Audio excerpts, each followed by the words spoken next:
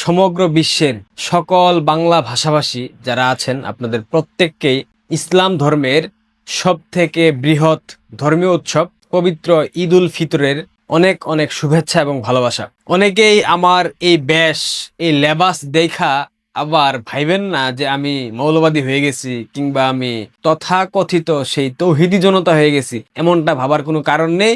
যেহেতু ঈদের দিন পাঞ্জাবি পরেছি, সুতরাং পাঞ্জাবির সাথে তো ক্যাপ পরা যাবে না, টুপি পরতে হবে। ওই জায়গা থেকে টুপি পরেছি। কেউ আবার অন্যভাবে ভাববেন না, আগেই বলে নিলাম, কারণ আমার মাথায় চুল নেই, সুতরাং টুপি পরতে বাধ্য হয়েছি।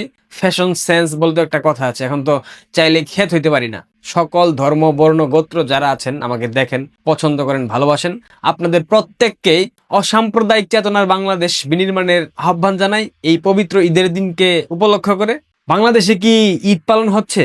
আমি কি বাংলাদেশের মানুষকে ঈদের শুভেচ্ছা জানিয়ে খুব একটা ভালো করলাম?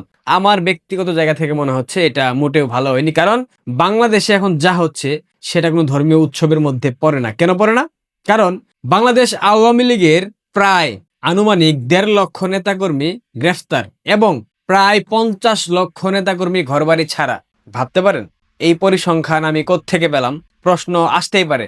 গত ১৯ মাসে আপনারা সকল পত্র পত্রিকা, বিভিন্ন আনঅফিসিয়াল ওয়েবসাইট কিংবা সামাজিক যোগাযোগ মাধ্যম, বিশেষ করে ফেসবুক স্ক্রল করে নিশ্চয়ই দেখেছেন ২০২৪ সালের সেই ৫ আগস্টের জুলাই জঙ্গি উত্থানের পর থেকে এখন পর্যন্ত বাংলাদেশের কোনো জেলখানায় অবশিষ্ট জায়গা ফাঁকা নেই। অসংখ্য সন্ত্রাসী জঙ্গি মৌলবাদীকে ছেড়ে দেওয়া হয়েছে ৫ আগস্টের পর সেই ফাঁকা জায়গাগুলোতে, এবং যেই সব জেলখানা পরিত্যক্ত অবস্থায় ছিল সেগুলো সংস্কার করা হয়েছে, থাকার যোগ্য করা হয়েছে কয়েদিদের জন্য।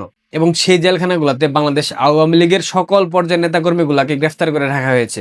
আমার প্রিয় সংগঠন বাংলাদেশ ছাত্রলীগের কেন্দ্রীয় কমিটি থেকে শুরু করে অসংখ্য কমিটির নেতাকর্মীদেরকে ১.৫টা বছর যাবৎ ইউনূস আটকে রেখেছিল, এবং এখন এই সরকার ক্ষমতায় আসার পরেও তাদের জামিন হচ্ছে না। তাদেরকে জামিন দিলেও জেলগেট থেকে পুনরায় গ্রেফতার করা হচ্ছে।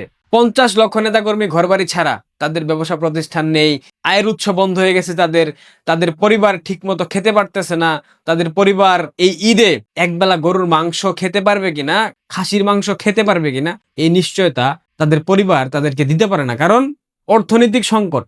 এমনিতেই বাংলাদেশের সার্বিক প্রেক্ষাপট খুব বিপর্যস্ত। বাংলাদেশের অর্থনীতি আদৌ কতদিন বেঁচে থাকবে আমরা জানি না, কিন্তু বাংলাদেশ আওয়ামী লীগের এই যে ৫০ লক্ষ সক্রিয় নেতাকর্মী, এদেরকে ঘরবাড়ি ছাড়া করা হয়েছে, এদের ব্যবসা প্রতিষ্ঠান লুটপাট করা হয়েছে, এদের সহায় সম্পত্তি, সম্পদ, জমি জমা সবকিছু দখলে নেওয়া হয়েছে।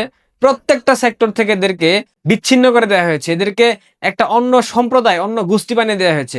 তাদেরকে বাংলাদেশের নাগরিক হিসেবে সেইটুক মর্যাদা বর্তমান সরকার দিচ্ছে না, ইউনূস তো দেয়নি। ৫০ লক্ষ নেতাকর্মী ঘরবাড়ি ছাড়া, তাদের পরিবার, তাদের আত্মীয় স্বজন, এবং যারা কারা নির্যাতিত, যারা কারাবন্দী আছে এই মুহূর্তে প্রায় ১.৫ লক্ষ নেতাকর্মী, এই মানুষদেরকে বঞ্চিত করে, এই মানুষদের কথা না ভেবে ঈদের উৎসব পালন করা, এটা আমার মনে হয় নৈতিক জায়গা থেকে যৌক্তিক না।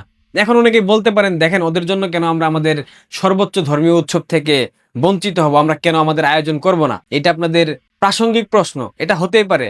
এখন যে যার জায়গা থেকে আপনারা উৎসব পালন করতেই পারেন, কিন্তু আমার একটা অনুরোধ থাকবে আপনাদের প্রত্যেকের প্রতি, আপনারা এমন কোনো কর্মযোগ্য সামাজিক যোগাযোগ মাধ্যমে করবেন না যেটা ভাইরাল হয় এবং যেটা আমাদের কারা নির্যাতিত, যারা কারা অন্তরীণ আছে এখন এই মুহূর্তে, তাদের মনের মধ্যে একটা প্রভাব ফেলে, তারা কষ্ট পায়। এবং যেই সব নেতাকর্মী ঘরবাড়ি ছাড়া নিজের এলাকায় থাকতে পারে না, অন্য একটা এলাকায় গিয়ে অনেকে রিক্সা চালাচ্ছে, অনেকে ভ্যান চালাচ্ছে, অনেকেই মুদি দোকানের কর্মচারী হয়ে কাজ করতেছে, অনেকেই সেলসম্যান হয়ে কাজ করতেছে, অনেকেই নাইট গার্ড, দারোয়ান হয়ে কাজ করতেছে। অসংখ্য নেতাকর্মীর সাথে আমার যোগাযোগ হয়েছে, এবং আমি এই ঈদকে সামনে রেখে প্রায় ১০০ জনের মতো নেতাকর্মীকে আমার জায়গা থেকে সহায়তা করেছি। আমি অসংখ্য মানুষের থেকে সহায়তা চেয়েছি, তারা সহায়তা দিয়েছেন, এবং তাদের সেই সহায়তা আমি পাঠিয়ে দিয়েছি। আমার যাদেরকে যোগ্য মনে হয়েছে সেই অর্থ পাওয়ার জন্য আমি তাদেরকে দিয়েছি। অসংখ্য নেতাকর্মী আমাকে দোয়া করেছেন, সৃষ্টিকর্তার কাছে প্রার্থনা করেছেন আমি যেন দীর্ঘায়ু হই।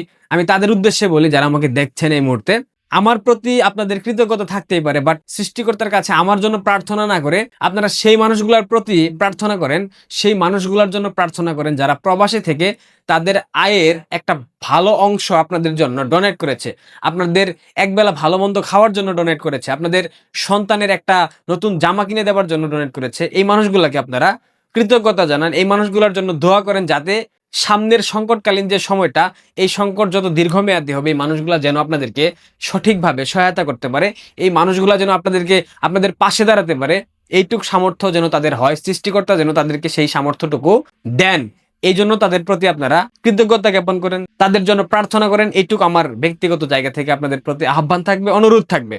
এই মুহূর্তে বর্তমান রাজনৈতিক বাস্তবতায় বাংলাদেশের মানুষকে আসলে ঈদের শুভেচ্ছা জানানোর মতো ভাষা নেই। যদিও এটা ইসলাম ধর্মের সর্ববৃহৎ উৎসব, সেই জায়গা থেকে আমি সকল পর্যায়ের বাংলাদেশ আওয়ামী লীগের নেতাকর্মী, সমর্থক থেকে শুরু করে বাংলাদেশের মুক্তিযুদ্ধের সপক্ষের যত মানুষজন আছেন প্রত্যেককেই পবিত্র ঈদ উল ফিতরের শুভেচ্ছা জানাচ্ছি। তবে বাংলাদেশে যে ঈদ পালন হচ্ছে সেটা আসলে ঈদ না, একটা বৃহৎ জনগোষ্ঠীকে বঞ্চিত করে তাদেরকে বাংলাদেশের নাগরিক না ভেবে ঈদ উৎসব পালন করা, এটা আমার কাছে কোনোভাবে যৌক্তিক মনে হয় না। তারেক রহমানের কাছ থেকে আমরা এটা প্রত্যাশা করিনি, কিন্তু তিনি সেটা করে দেখিয়েছেন। কারণ আজকে যা দেখলাম যমুনাতে গিয়ে তারেক রহমানের সাথে ইউনূসের সাক্ষাৎ, অর্থাৎ ইউনূসের যে এক্সটেন্ড ভার্সন, ইউনূসের যে সংস্করিত রূপ, সেটা হচ্ছে জনাব তারেক রহমান। এটা বোঝার জন্য কোনো রকেট সায়েন্টিস্ট হইতে হবে না। আর বাংলাদেশের মহামান্য রাষ্ট্রপতি, গুপ্ত রাষ্ট্রপতি, বাংলাদেশের অ্যাসালম গ্রুপের সম্মানিত চাকর যাকে বলা হয়, বাংলাদেশের মানুষ বলতেছে এই মুহূর্তে, তার সাথে তারেক রহমানের একটা সখ্যতা দেখলাম। এটা রাষ্ট্রীয়ভাবে খুবই চমৎকার, কারণ তারা দুজন কোলাগুলি করেছে দেখলাম ঈদ উপলক্ষে। এটা নেগেটিভ ভাবে আমি নিচ্ছি না, কিন্তু চুপ্পু সাহেব বাংলাদেশ আওয়ামী লীগের নিয়োগপ্রাপ্ত রাষ্ট্রপতি হয়ে বাংলাদেশ আওয়ামী লীগের এরকম একটা সংকটকালীন সময়ে যেভাবে হাসি খুশি দেখাচ্ছেন, তার পরিবার থেকে শুরু করে সবাই, সেটা আসলে নৈতিক জায়গা থেকে আমার মনে হয় না অতটা যৌক্তিক। যাই হোক, আবারও সবাইকে না, বাংলাদেশের স্বাধীনতার পক্ষের মানুষ, বাংলাদেশ আওয়ামী লীগের সকল পর্যায়ের নেতাকর্মী সবাইকে আমার ব্যক্তিগত পক্ষ থেকে ঈদের শুভেচ্ছা। ভালো থাকবেন, পাশে থাকবেন, সাবস্ক্রাইব করবেন, লাইক, কমেন্টস, শেয়ার করবেন। ঈদ উপলক্ষে চেয়ে নিলাম। ধন্যবাদ।